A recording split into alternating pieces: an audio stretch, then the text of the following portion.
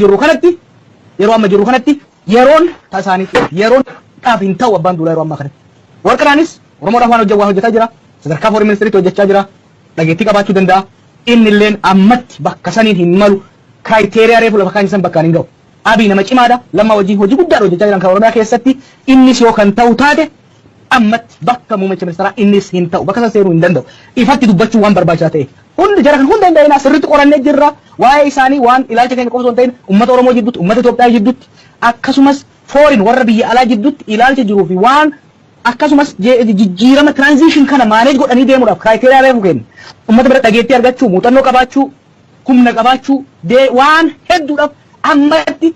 opinion keessatti qofa osoo hin ta'in Itoophiyaa keessatti ihaadee waliigalaa keessatti yoo mormitootaan walitti daballee malatti ihaadee waliigalaa keessatti namni lammatti dhihaatu hin jiru. Akka hayyootaatti kana yoo dubbachuu baanne boru deebinee seenaa barreessuu hin barbaannu. We are public intellectuals. Akkas osoo ta'e osoo abalu ta'ee jiraate jennee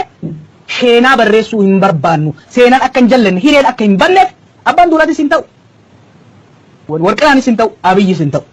Isaan waan akkanaa yoo kana hawwii qabaatan taate dhiisuu danda'uu qaban gurbaa duubaan hiriiranii lammaan hanga ammaa waan hojjete kophatti hin hojjanne.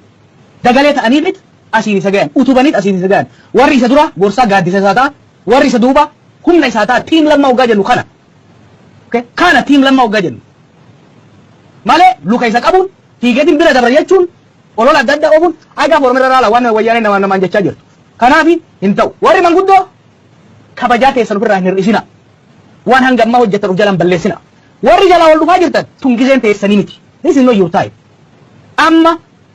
amma dastaar amma urjiin tan jirtu gaaddidduun tan jirtu gadaan tan jirtu